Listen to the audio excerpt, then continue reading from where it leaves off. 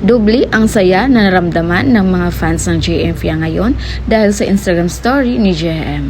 Nasa in one frame na ang dalawang pangarap ni JM na si Fiang at ang maging piloto soon ng eroplano. At ito pa guys, yung sobrang ikinatuwa ng mga supporters ng JM Fiang ay dahil sa music na nilagay ni JM sa kanyang Instagram account, ang River Maya. Ang sabi ng mga supporters nila, close case na daw yung sinasabi ni Jazz na malalaman din natin soon yung about sa River Maya.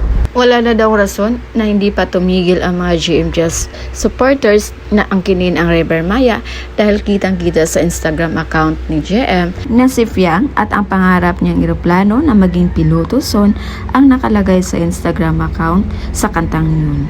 Mas lalong naging matapang at consistent ang pag-flex ni JM kay Fiang. Mas lalo pang lumalalim ang namagitan kina Fiang at JM at grabe din yung words of wisdom nila para sa isa't isa. Kagaya na isang video na lumabas kahapon kung saan sinabi ni Fiang kay JM na magdadrive din ito ng car soon. At sa nilabas ding na never seen video ni Robin Domingo nung nasa loob pa sila ng bahay ni Kuya na conversation ni na Fiang at JM.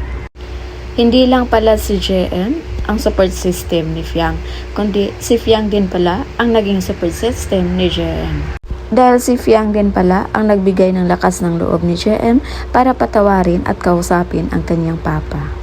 Si Fiang ang nagmotivate kay JM na magpatawad bago pa daw mahuli ang lahat.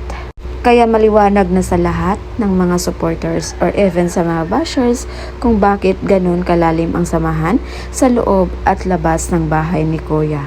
Dahil parehong nagtulungan sina JM and Fiang para sa kanilang self-improvements.